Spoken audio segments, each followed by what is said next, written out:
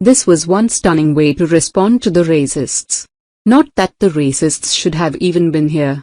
Facing a 2-match stadium ban from UEFA for the disgusting behavior of their fans at Euro 2020, Hungary were allowed a 60,000 full house inside the Puskás Arena, including their deplorable black-shirted ultras masked behind one goal, because FIFA chose to ignore it for World Cup qualifiers.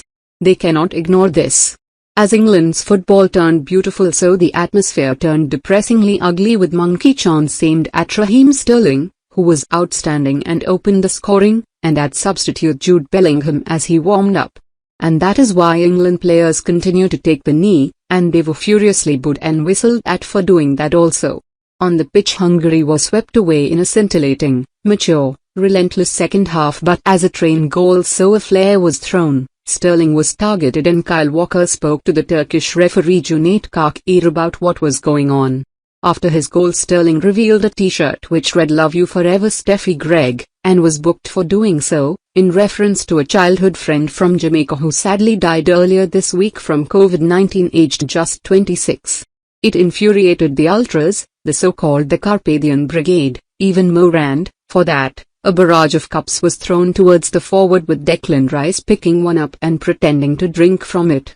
Cups thrown from the Hungary supporters littered the pitch after Raheem Sterling's opener. Cups thrown from the Hungary supporters littered the pitch after Raheem Sterling's opener. Credit, Getty Images. Impressive victory means that England are in complete control of their group to qualify for next year's tournament in Qatar, with 4 wins from 4 games, and with this deemed the trickiest tie. And not least because of the volatility of the Hungarian fans.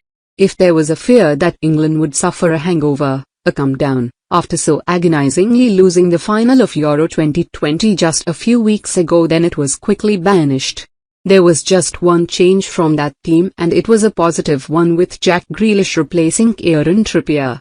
And Grealish, too, was outstanding as he used the left flank as a launchpad to attack.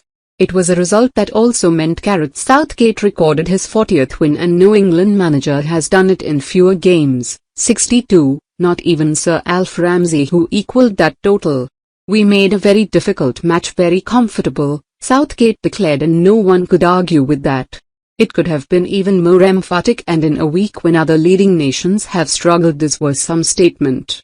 England subdued Hungary in the first half and then overran them in the second. It was a near-perfect performance in an imperfect setting, and it set down a significant marker for the World Cup. England are intent on being a force, and Hungary, who had been so dangerous at Euro 2020, only losing to late goals against Portugal, drawing with France and almost knocking out Germany, were plain ordinary. They had no answer. Not even with their 20-year-old star Dominik Szoboszlai back. What was so encouraging for England was the control. Calvin Phillips and Declan Rice ran the midfield. England had 70% possession in the first half, and although there were no shots on target, there was an iron grip as the game was played in Hungary's half. "We made it very difficult for them to breathe," Southgate said. "So far, so good. Even those ultras behaved themselves. But they snapped when England scored." The Hungarians will argue the racism came from a small minority, but the anger and missiles did not. Having just been booked for a late challenge, which caused a melee, Rice brushed that off and quickly won possession back to find Grealish, who slid the ball to the overlapping Mason Mount. His cutback from the left wing was met by Sterling, and he angled a low, first-time shot into the corner of the net. The ultras were silent. England were ahead, and Sterling's celebrations were prolonged and understandably so, given the gesture to his friend who had passed away. Sterling makes it 1-0 in the second half after a tight first period. Sterling makes it 1-0 in the second half after a tight first period. Credit, of England should already have scored even earlier in the half. Through on goal, after collecting Kyle Walker's perceptive pass, Harry Kane had time and space as the defenders tried to close him down, but his shot across Peter Gulaxi was weak and the goalkeeper easily saved, with Kane holding his face. He knew he should have scored, but he did not have to wait long to do so. After his strike, Sterling drifted out to the right and delivered a cross that Kane met with a smart, close-range diving header for his 39th England goal, just one behind Michael Owen, who is 5th on the all-time list, having played 21 games fewer, 68. Gulaxy had no chance, and it already felt that England's ruthless response after the interval had ended any doubt. The points were theirs.